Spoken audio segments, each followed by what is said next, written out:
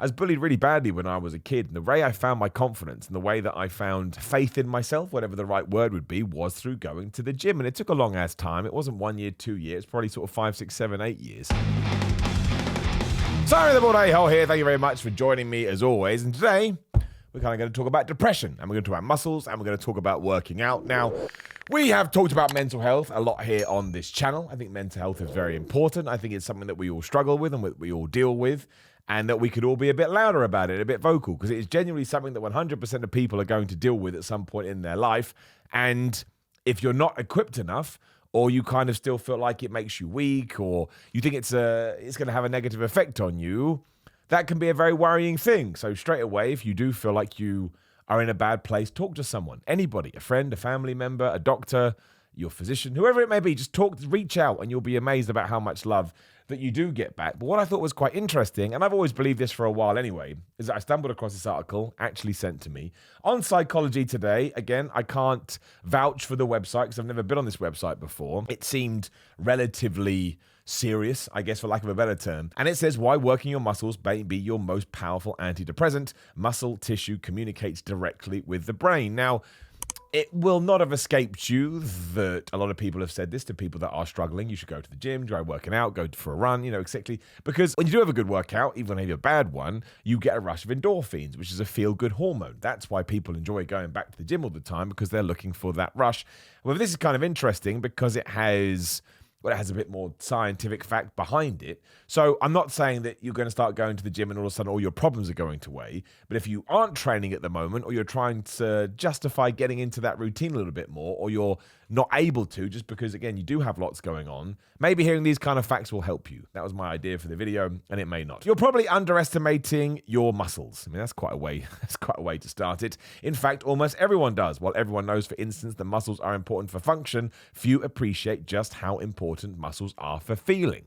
So we're away. If you haven't noticed this mood-muscle connection yourself, take heart. It is only a recent discovery. Surprisingly, the entire scientific community remained in the dark until 2003, when a team at Copenhagen reported a remarkable discovery. Muscles at work secrete tiny chemical messengers called myokines, I've never even heard of this, that exert powerful effects on organ function, including brain function. Again, is that true? I don't know. I mean, endorphins is legit. This one could be legit too. We're unsure. However, I still totally believe if you try going to the gym, and what I'm trying to say, it will lift your mood is the point. Through the actions of myokines, muscle tissue communicates directly with the brain about its activity, triggering a cascade of biological responses that improve memory, learning, and mood. This newly discovered mechanism implies that a person engaging in physical activities that build and maintain healthy muscle tissue can expect to enjoy a range of cognitive and mental health benefits. Recent clinical trials show precisely this effect. If anyone has ever accused you of being complicated, they really have no idea. Although you can't tell by looking in the mirror, the body you see reflected is comprised of more than 100 trillion cells. Cells are tiny.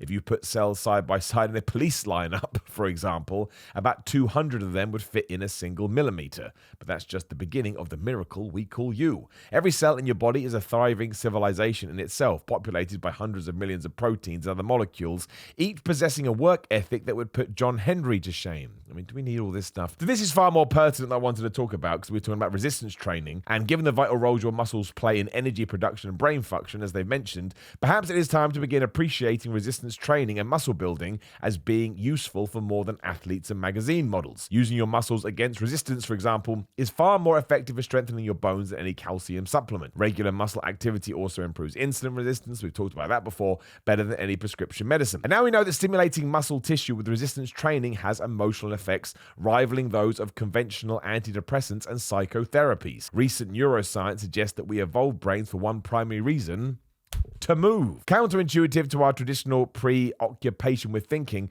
the primary function of the human brain is to coordinate complex movements. This is probably why we have brains, while giant but stationary red trees do not. Recognizing this intimate connection between the brain and the movement, the biological basis of the mind-muscle relationship becomes clear, and the importance of resistant training for optimal, physical, and emotional health becomes indisputable. So that's just a bunch of nonsense coming out of my mouth, but to try and give you some science behind it, which people do enjoy. But I think it's, and I don't know if doctors prescribe health or fitness. Prescribe health doesn't make any sense. But I don't know if you go to a doctor and they're like, oh, you should try and get out more, you should try and get fresh air, etc., which means, going to exercise, or at least that's what I think they're trying to get across.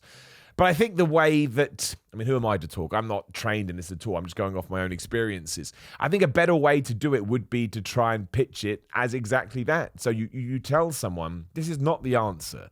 You know, weightlifting or boxing or whatever it may be is not going to be the door to your happiness. But it could be, you know, part of the house of cards that you have to build up for yourself. Because that's kind of how I feel life is structured. Like, you know, those cards, you get cards and you try and build them up into the big triangle, and it's impossible. I don't understand how everybody does it. That's your life. And think how fragile that structure is and how easy it is to fall back down. That kind of sums up, you know, what can happen when you wake up every single day and you don't even know why. And one of those cards, maybe two or three of those cards is fitness. I kind of feel like they'd be at the bottom, and they kind of provide a structure and a foundation for everything else. Because again, we've done videos about this. I was bullied really badly when I was a kid, and the way I found my confidence and the way that I found faith in myself, whatever the right word would be, was through going to the gym. And it took a long ass time. It wasn't 1 year, 2 years, probably sort of 5, 6, 7, 8 years. But not only did it teach me sort of life tools that I then could apply to my real life that had nothing to do with the gym, but you kind of equate goal getting and success in the gym with what you can do outside of it too. But it did give me confidence. And I think a lot of the reasons that it gave me confidence, just because, not only because I built my body or because I got better at it in the sense I could lift more weight, but because of everything it was doing on a chemical and on an emotional level. And that's where your confidence comes from. It's why there's that stupid saying. It's not stupid at all, but there's why that's that saying, you know, fake it to make it when it comes to confident. Because if you act confident, people think you're confident. And after a while, it becomes muscle memory, right? Your brain just starts to learn to do it because it likes the way that you're feeling because of it. So it's like, right, I need to hold on to that. And it's the same with the gym. It wants more of that feeling. It wants more of those endorphins. So you keep going back over and over again. So I would just like it to be probably, I don't know, touted out a bit more, that it's right there. You can go for a run right now. You can go for a 10 to 15 minute run. And it may not work for you. You may need to do something else, but it's a start. And if you are struggling and you're on a big waiting list, or you can't see a counselor, or you just don't want to do medication, I want to point out nothing wrong with doing medication, but some people don't like taking pills. Try going to the gym, or try going to a class, or just try and do something when you exert yourself. Because I think you may be surprised. I think you may actually, after a while at least, I do think you have to, put a little something in, because unfortunately that's the way the world works as well. You've got to put something in to get something out of it. But I think after you've done it for maybe a week, 2 weeks, 3 weeks, 4 weeks, and you found, a little bit of a routine with it, it could just perk you up a little bit. And it could just be that small thing you needed to get yourself over the hump. And it's not going to be the answer to all your problems. And even if you fixed everything else going on, you're still probably going to wake up some days and feel like a sad panda, because unfortunately that's just the secret of being a human. But I think it's something that we could all incorporate into your life. So when I see an article that actually says scientifically we can kind of prove this, I think it's something that we should all try and do. And maybe on those days where you decide not to go to the gym because you just don't feel like it, maybe they're the days that it's even more important. And again, you don't have to go and do the same thing. If you'd planned a 90-minute workout, just go and do 30 minutes, 40 minutes, right? At least you did something. And then because you are there, and because then you'll have the adrenaline too, you'll probably finish it off. Now, don't go the other way either. Don't beat yourself up if you don't do a workout. But I think this kind of goes to show that fitness it's not the most important thing in the world. You don't need it in your life, in the sense that we could all continue to exist without it. People did many, many years ago. Or I suppose they got their fitness in by chasing animals down. But just try and give it a go if you haven't already. And I assume that most people watching this already do. But again, you may have hit a plateau. You may have lost your way with it a little bit. Or maybe you've just stumbled across this video. And in my dream world, although this is never going to happen, nobody would ever have to deal with problems upstairs in their brain ever again. But it is. I'm going to do it. You're going to do it. Your mum, your dad, your auntie, your friend, whoever it may be. Your animals, your pets. Trees probably stress and freak out. They just don't have the consciousness to understand what is going on. So just kind of a rant, I suppose. But again, I am away this week. I think I mentioned it in another video. So I'm just trying to record interesting things that I could turn around quickly, because again, I edit my own videos. And this is something that stood out to me. But more importantly than all of that, you take care of yourself. Remember, you're a good person. And remember, being sad and crying is absolutely fine, because you have tears for a reason. Try not to stay in it too long, because that can be a bad path. But allow yourself to wallow. You're allowed a couple of days of wallow, as long as maybe on that third day you kick your ass just a little bit so you can get back on the straight and narrow. And then understand it's a yo-yo. Some days you're going to be up. Some days you're going to be down. Sometimes you're going to be just in the middle. But unfortunately, without the ups, you don't understand the downs and vice versa. Again, it's called life. Now, please do leave a comment below and let me know what you think about all of this. And look, if you are struggling, you want to chat, throw it down there. I'm sure somebody, hopefully myself, if I do see it, can engage with you. And maybe that will help too. Again, it's all these small things. Like the video, share the video, and subscribe with the bell ding ding. So when other videos going live, there will be a video on the screen. Please do give it a click. Otherwise, grillermind.com for their Simon. Simon get 10% off. That's cool.